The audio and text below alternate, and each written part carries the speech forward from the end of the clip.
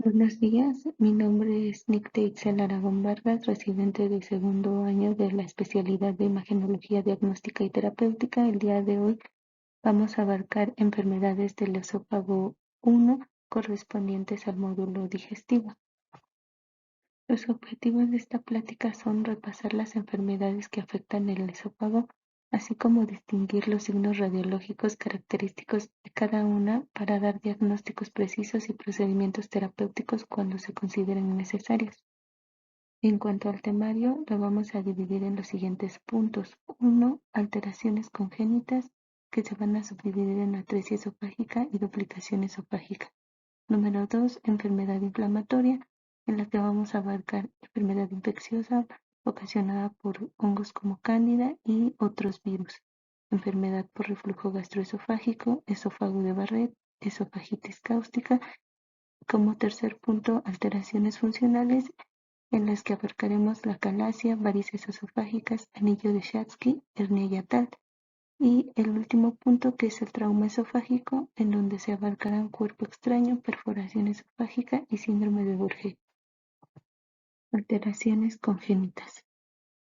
Atresia esofágica. En cuanto a la definición, vamos a recordar que es debido a una falla que es producida en la recanalización del esófago por deficiencias en su irrigación. La frecuencia va a ser de 1 en 2.000 recién nacidos vivos, específicamente en prematuros, y la sobrevida es del 90%. El 50% va a tener anomalías congénitas. Algunos datos que nos pueden apoyar para su diagnóstico al nacimiento son el antecedente de polidramios, también la imposibilidad del paso de sonda nasogástrica u orogástrica, y la cialorrea abundante son algunos puntos importantes, pero además también se asocia la cianosis al alimentarse, la dificultad respiratoria, el vómito, la distensión abdominal y la neumonitis química. También recordar que está asociada a cardiopatías congénitas en un 17%, anomalías gastrointestinales en un 15%, malformaciones pulmonares en un 7%, malformaciones genitourinarias de 3 a 5%, alteraciones neurológicas de 3 a 5% y cromosómicas también del 3 al 5%. En cuanto a la asociación Bacter, también hay que recordar que hay defectos vertebrales, atresia anal, defectos cardíacos, fístula traqueoesofágica, anomalías renales y anomalías en las extremidades. Para un mejor estudio de esta entidad, vamos a utilizar las clasificaciones de Grosselet, que está representada por letras mayúsculas, y la de modificada por la, que está representada por números romanos y que es la más utilizada.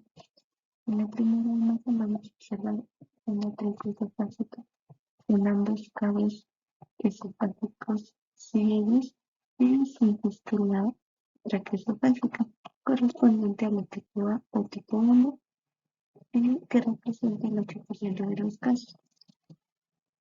En esta imagen observamos una atresia esofágica con fístula traqueosofágica superior y un cabo inferior ciego, correspondiente a la tipo B o tipo 2, representando el 1% de los casos. En cuanto a la tipo C o tipo 3, que va a representar el 86% de los casos y es la más frecuente, vamos a observar que va a existir una fístula esofágica inferior y un cabo esofágico superior ciego. En cuanto a la tipo D o tipo 4, que representa el 1% de los casos, esta atresia esofágica va a presentar fístula traqueosofágica en ambos cabos del esófago. Y en cuanto a la tipo E o tipo 5, que representa el 4% de los casos, vamos a ver la presencia de una fístula en H que no va a tener atresia esofágica. En cuanto a la tipo F y tipo 6, que representa menos del 0.5% de los casos, pues vamos a observar una estenosis esofágica aislada. En esta diapositiva observamos una radiografía anteroposterior de tórax con imagen tubular radiopaca que se acoda y delimita el cabo ciego proximal del esófago, evidenciando la ausencia del gastrostal en relación a una atresia de tipo A. En esta proyección lateral de una serie esofágico-gastroabdominal observamos una sonda nasogástrica por la cual se administra medio de contraste, el cual presenta extraluminiscencia hacia la vía aérea en relación a una atresia esofágico tipo B. En esta radiografía en proyección anteroposterior de tórax se observa una imagen tubular radiopaca con acodamiento en cabo proximal del esófago, así como también la presencia de aire distal en estómago en relación a una atresia de tipo C. Es importante recordar que clínicamente se puede manifestar por cialorrea y a veces está acompañada por dificultad respiratoria en un 86% de los casos. En esta magnificación de la radiografía de tórax en proyección anteroposterior se observa el paso de medio de contraste por el esófago, así como la extraluminización con comunicación hacia la vía aérea, correspondiente a una atresia esofágica de tipo D. En esta magnificación de una serie esofágico-gastroabdominal en proyección oblicua, se observa una fístula traqueosofágica señalada con la flecha blanca que comunica al esófago con la tráquea representada con el asterisco en relación a una fístula esofágica de tipo E. También se puede asociar a neumonías recurrentes y ausencia de peristalsis en el tercio medio en un 4% de los casos, además de manifestarse tardíamente en la adolescencia. El siguiente tema es la duplicación esofágica y se refiere a la malformación del intestino anterior. En cuanto a la fisiopatología, es debida a una recanalización luminal aberrante del intestino anterior que va a ocurrir a la cuarta semana de gestación. Principalmente se da en hombres y representa de 1 a 3.000 a 1 en 4.500 recién nacidos vivos. En cuanto al cuadro clínico, va a presentarse en un 75% sin síntomas, pero cuando se manifiesta con síntomas va a depender de la situación anatómica, de la relación con las estructuras vecinas y pueden llegar a presentar desde tos, expectoración, odinofagia, dolor opresivo, entre otros. Son 2 veces más frecuentes en hombres y típicamente se representan en neonatos y lactantes. Según el nivel anatómico, se van a clasificar como proximales, mediales o distales.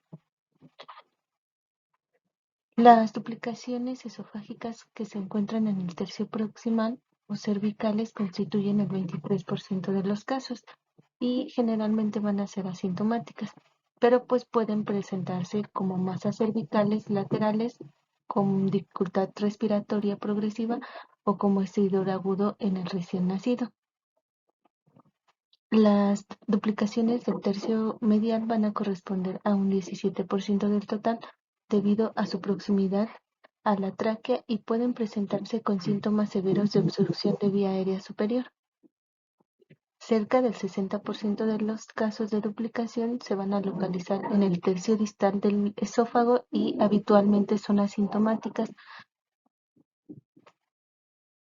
En estas imágenes de una serie de esofágico-gastroabdominal observamos en la proyección lateral el paso del medio de contraste a través del esófago, evidenciando una estructura tubular paraesofágica que corresponde a una duplicación del mismo, mientras que en la proyección anteroposterior pues vamos a confirmar que el paso del medio de contraste a través del esófago y lateral a este se evidencia otra estructura de morfología tubular, confirmando así la duplicación del esófago.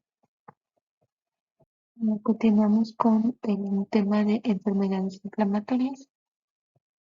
La esofagitis es la inflamación de la mucosa que se encuentra en el esófago y puede ser por causas infecciosas y no infecciosas. En cuanto a la esofagitis infecciosa, es la inflamación de la mucosa que se encuentra en el esófago debido a virus, bacterias o hongos.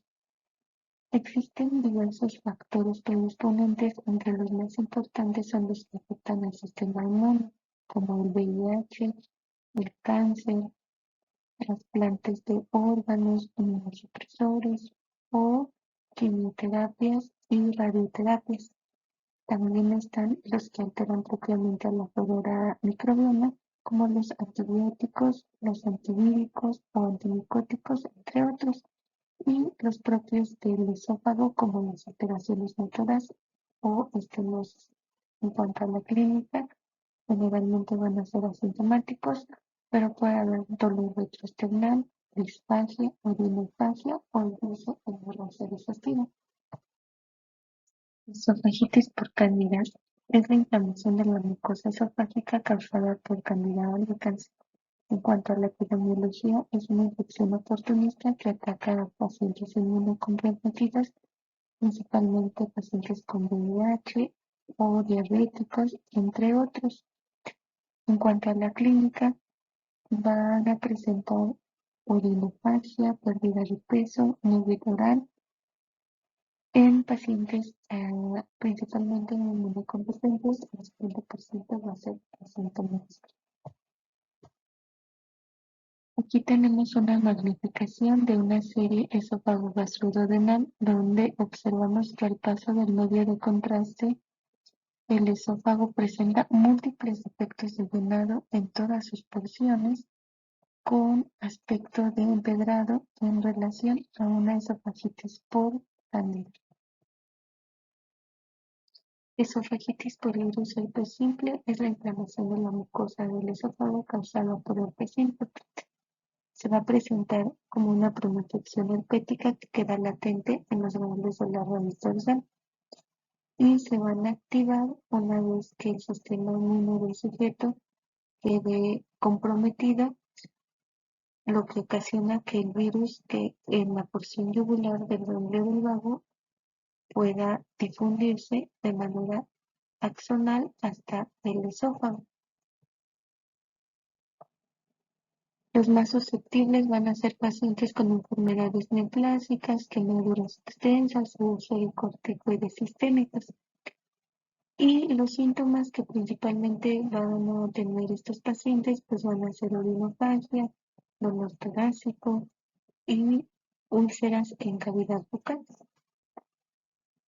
En cuanto a los datos radiológicos, vamos a observar los siguientes. En esta magnificación de una serie esofágico-gastroduodenal, al paso del medio de contraste se observan múltiples defectos de llenado señaladas con flechas en negro que corresponden a úlceras en saca bocado en relación a una esofagitis por herpes. Esofagitis por citomegalovirus es la inflamación de la mucosa esofágica causada por el herpes virus humano tipo 5. Esto se va a dar principalmente en personas que viven en hacinamiento y que tienen poca higiene. Entre los síntomas principales van a ser la urinofagia, datos como esplenomegalia, hepatomegalia, van a observarse cadenas ganglionares inflamadas que nos pueden sugerir este tipo de afectación. Datos radiográficos. En esta magnificación de una serie de esófago gastroduodenal al paso de un medio de contraste, se observa el esófago de situación habitual señalada con las flechas en blanco, la presencia de defectos de llenado que se relacionan con un patrón en diamante correspondiente a una esofagitis herpética. Enfermedad por reflujo gastroesofágico es un conjunto de síntomas y o aparición de lesiones en la mucosa esofágica como consecuencia de la presencia de un reflujo gastroesofágico. La patogénesis del ERGE es multifactorial y varios factores han sido aceptados en su fisiopatología. Dentro de estos factores, algunos son protectores y otros agresores. Se incluyen el material refluido, por ejemplo, el ácido, la bilis, la toxina, retardo del vaciamiento gástrico, mecanismos estructurales y fisiológicos antirreflujo a nivel de la unión gastroesofágica, relajaciones transitorias del esfínter esofágico inferior y mecanismos de depuración esofágica, algunos irritantes que se ingieren o sustancias que alteran la función motora, el esfínter esofágico inferior o la motilidad esofágica. Y también es importante porque todas estas situaciones van a afectar la integridad de la mucosa. Cuadro clínico. La clasificación de Montreal lo divide en reflujo típico, donde nos van a dar síntomas como pirosis, regurgitación, disfagia intermitente, odinofagia y dispepsia. Y el reflujo atípico, donde va a haber dolor torácico en el 60% de los casos, disfonía, úlceras en laringe, granulomas y aspiración pulmonar. La clasificación gastroesofágica lo va a dividir en 5 grados y el último que es el grado D. El grado 1 es un reflujo en esófago distal. El grado 2 se va a extender por arriba de la carina sin llegar a esófago cervical. El grado 3, el reflujo va a alcanzar el esófago cervical. Y el grado 4 es el reflujo libre que persiste en el esófago cervical, cardias amplio y abierto, correspondiente a la calasia. El quinto es el reflujo de vario o aspiración a la vía aérea. Y el D es el reflujo tardío, que es principalmente en niños. El vario va a estar en esófago en tomas tardías. Reflujo gastroesofágico grado 1. En esta magnificación de una serie esófago-gastroduodenal en proyección anteroposterior observamos la presencia del paso de medio de contraste a través del esófago del estómago con presencia de reflujo por debajo del nivel de la carina en relación a un grado de reflujo gastroesofágico 1. En esta magnificación en proyección anteroposterior de una serie esófago-gastroduodenal nos muestra la presencia de medio de contraste en esófago a nivel de la carina, pero sin llegar a la porción cervical, en relación a un reflujo gastroesofágico grado 2. Continuando con los ejemplos de reflujo, tenemos en esta proyección anteroposterior de una serie esófago-gastroduodenal donde observamos la presencia del medio de contraste del esófago a nivel de la porción cervical en relación con un reflujo gastroesofágico grado 3. En el grado 4 observamos en esta magnificación digital de proyección anteroposterior de una serie esófago-gastroduodenal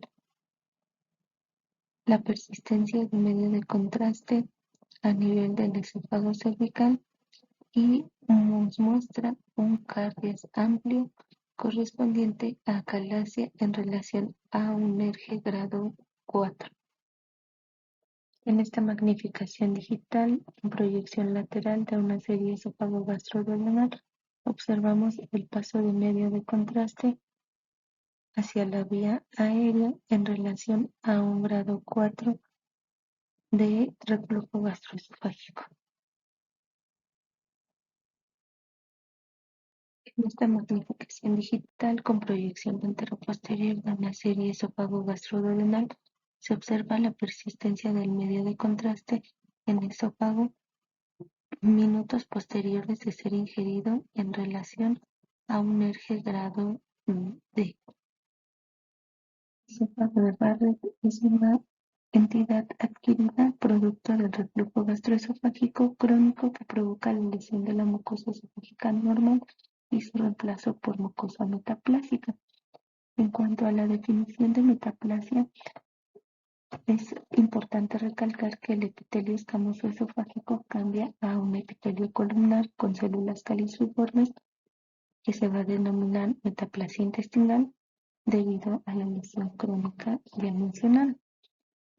En cuanto a los factores de riesgo, van a presentarse mayormente en hombres de 10 a 1 en relación con las mujeres, más frecuente en adultos mayores de 60 años, cursan con reflujo y hernias hiatales, incrementa el riesgo de adenocarcinoma esofágico al presentar esta entidad, va a haber una mayor incidencia en raza blanca y van a presentar el 10% de los pacientes con herpes crónico esta entidad. La incidencia va a ser del 20 al 40% de la población.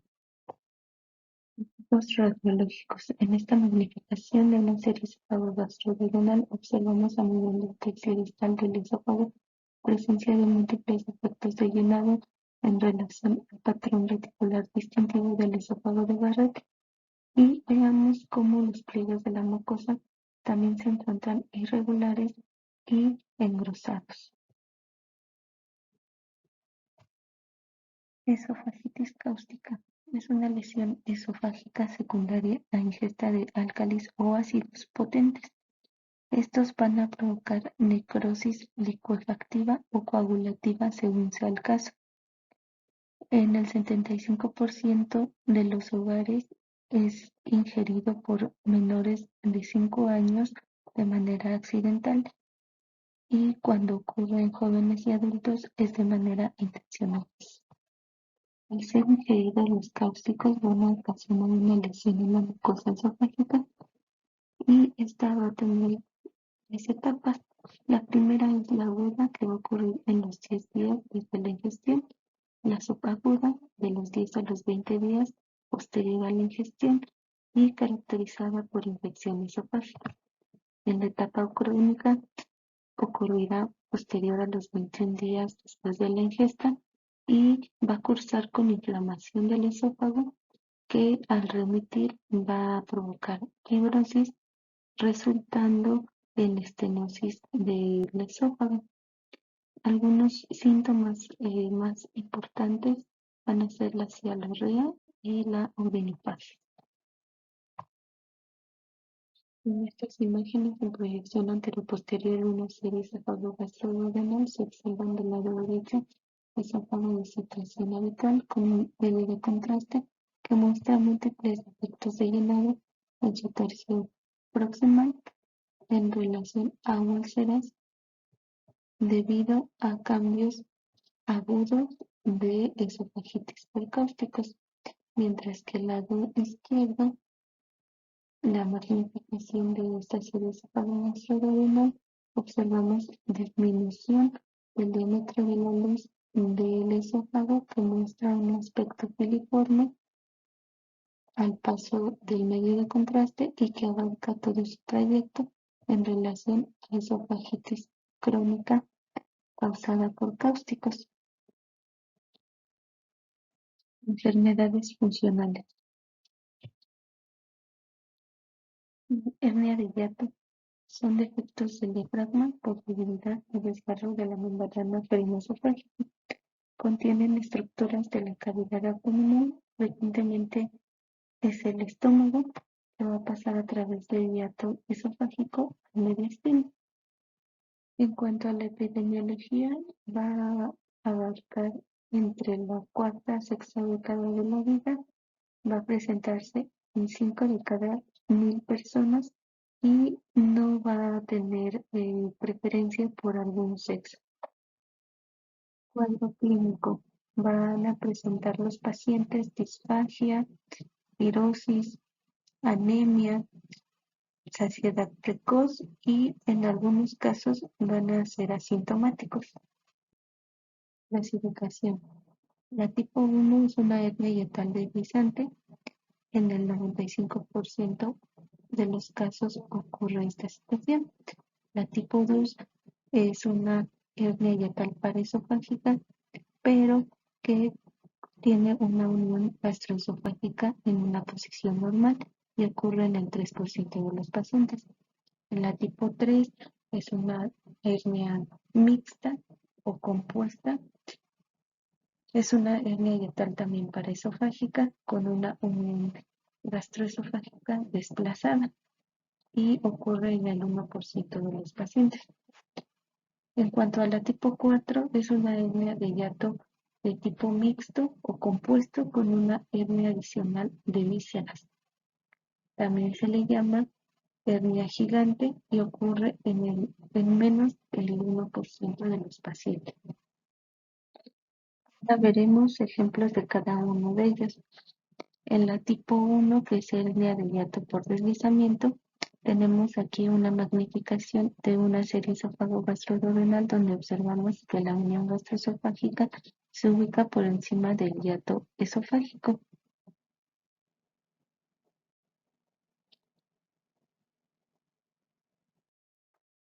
En esta magnificación de una serie esófago-gastroduodenal observamos el fondo gástrico por arriba del hiato diafragmático en relación a una hernia de hiato paraesofágica tipo 2.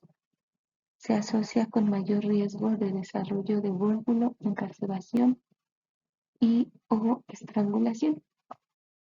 Imagen de una serie esófago-gastroduodenal en proyección posterior anterior en la que se observa fondo gástrico por encima del diafragma, así como la unión gastroesofágica en relación a hernia de hiato mixta tipo 3.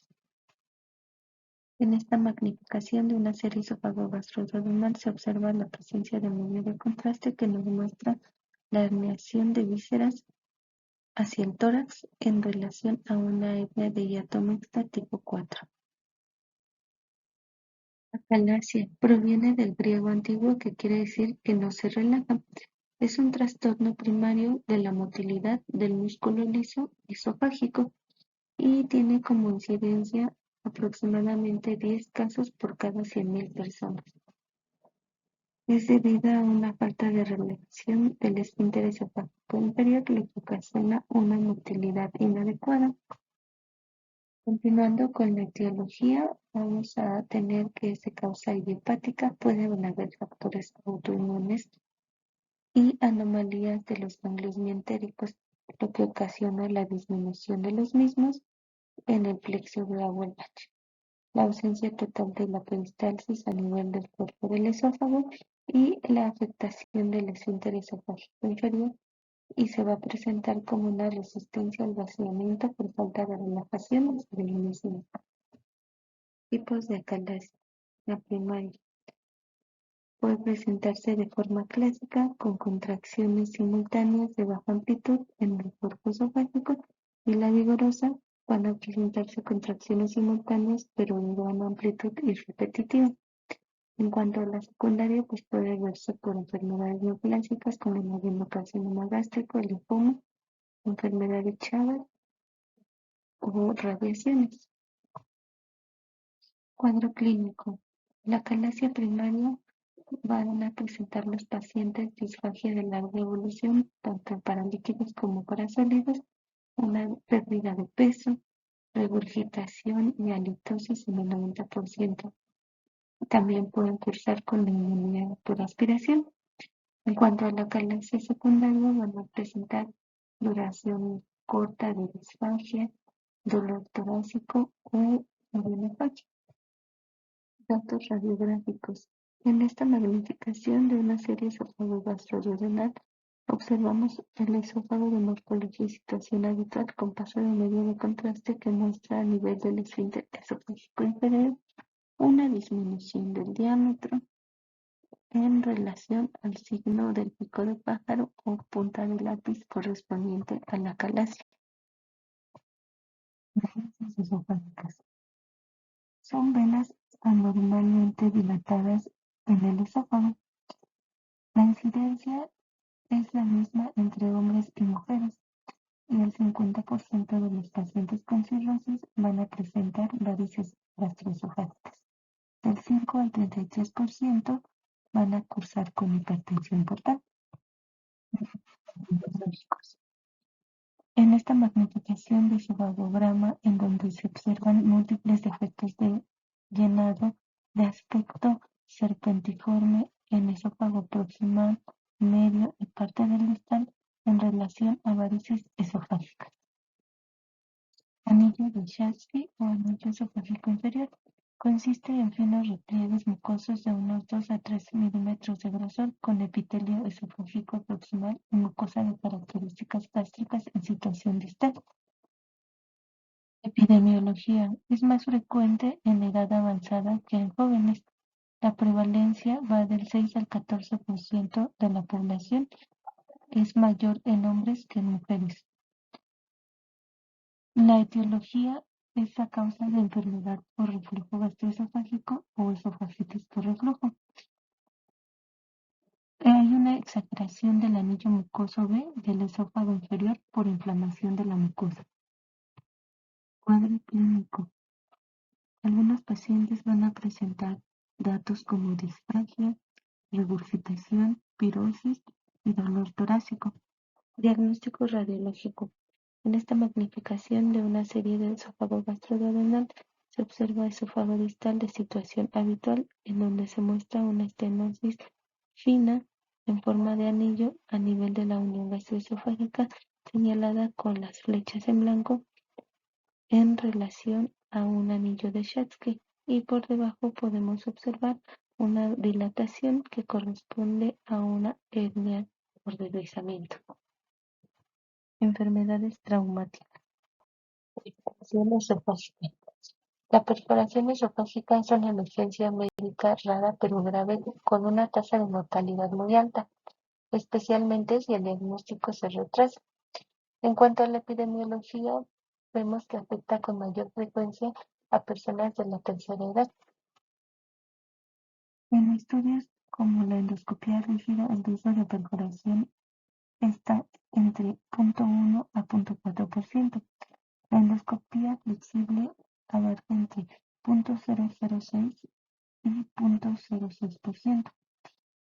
Intervenciones como el balón hidrostático se estima que ocasionan un riesgo entre 0,3%, y también las estenosis por irradiación y malignas tienen un riesgo aproximado del 10%. Diagnóstico radiológico: cuando la afectación es a nivel cervical, suele haber enfisema subcutáneo o intersticial en cuello y mediastino. Se debe de considerar la perforación de un divertículo decente. A nivel torácico, la placa de tórax debe ser fundamental para valorar si hay neumomediastino o derrame pleural. La placa simple de abdomen nos ayuda a evaluar neumoperitoneo, y cuando es cerca de la unión gastroesofágica, hay extravasación de contraste desde la cara lateral izquierda del esófago distal hacia el mediastino hasta cavidad pleural, y también puede abarcar el abdomen. Diagnóstico radiológico: en la imagen de la derecha observamos una magnificación de una serie esófago gastroduodenal, donde nos muestra el esófago de situación habitual con presencia de extraluminización del medio de contraste en su tercio distal. La imagen de la izquierda nos muestra una magnificación de una tomografía computarizada con doble contraste, en donde se demuestra con las flechas en color blanco la discontinuidad de la pared del esófago y la extraluminización del medio de contraste en relación a la perforación de esófago. El cuerpo extraño en esófago se da sobre todo en los niños menores de 4 años, que tienen un mayor riesgo de aspiración de cuerpo extraño con ligero predominio de sexo masculino. En cuanto a la etiología, la mayoría de los cuerpos extraños son orgánicos, más comúnmente semillas y nueces en un 70 a 90%.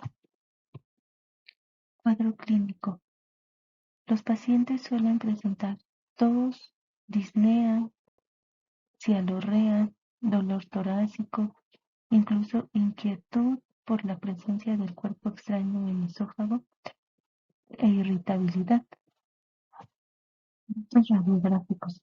En esta radiografía de tórax en proyección posterior anterior observamos a nivel cervical la presencia de una imagen de morfología redondeada de bordes bien definidas radiopaca en relación a un cuerpo extraño.